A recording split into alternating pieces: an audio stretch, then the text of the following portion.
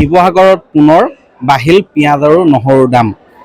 পাইকাৰী মূল্য প্ৰতি কিলো পিঁয়াজৰ খুচুৰা মূল্য প্ৰতি কিলোত হ'লগৈ 65 টকাৰ পৰা 70 টকা শিৱসাগৰ কেন্দ্ৰীয় বজাৰত, আৰু সেইদৰে গ্ৰাম্যাঞ্চলত প্ৰতি কিলো পিঁয়াজৰ মূল্য হৈছেগৈ 80 টকা পৰ্যন্ত।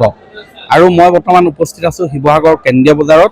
এই কেন্দ্ৰীয় বজাৰত পিঁয়াজৰ মূল্য আজি এসপ্তাহৰ আগেয়ে আছিলে 65 টকা প্ৰতি কিলো পিঁয়াজৰ মূল্য, কিন্তু এতিয়া হ'লগৈ 70 টকা।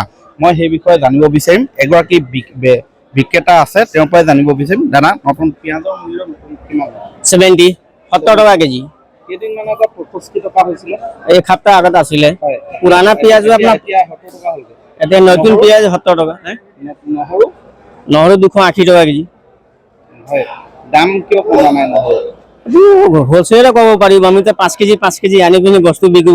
কিন্তু যেনেকৈ আনিছোঁ 5 টকা ধৰি পিনি 10 টকা ধৰি পিনি বিক্ৰী কৰি আছোঁ। আপোনাৰ সমস্যা হোৱা নাই নে?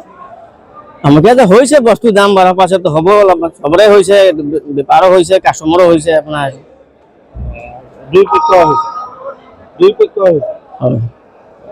ক'ৰ পৰা আহিছে পিঁয়াজ? ইয়াত নাচিকৰ পৰা আহিছে। ইয়াত মই গ্ৰাহক আছে, তেওঁলোকৰ পৰা ভাষ্য ল'ম। বাইদেউ, আপোনাৰ ঘৰ? মোৰ ঘৰ ইয়াতে। পিঁয়াজৰ দাম পুনৰ বাঢ়িছে, কি ক'ব ৰান্ধনি হিচাপে? যথেষ্ট বাঢ়িছে, কিন্তু হ'লচেলতটো ইমানটো ৰেট নহয়, বজাৰতো তাত বহুত বেছি, সেইটো কাৰণে ৰেট হৈছে। তাৰ কাৰণে আমি চৰকাৰক এটাই অনুৰোধ কৰোঁ যে পিঁয়াজৰ মূল্য সেনা নিউজত কোৱা মতেতো 35 টকা হ'ব বুলি কৈছিলে, এতিয়া 70 আপ হৈ আছে। সমস্যা কি ধৰণৰ সন্মুখীন হৈছে?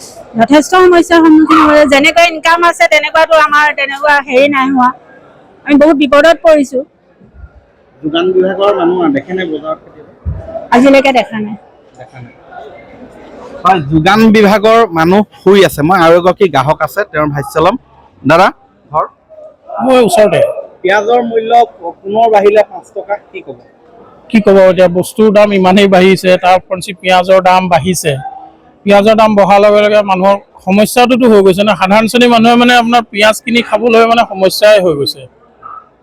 কি ক'ব আৰু, যোগান বিভাগটো শুই আছে, কিন্তু ক'তো নাচায়। এতিয়া তেওঁলোকৰ টোপনি ধৰিছে এতিয়া, নহয় জানো?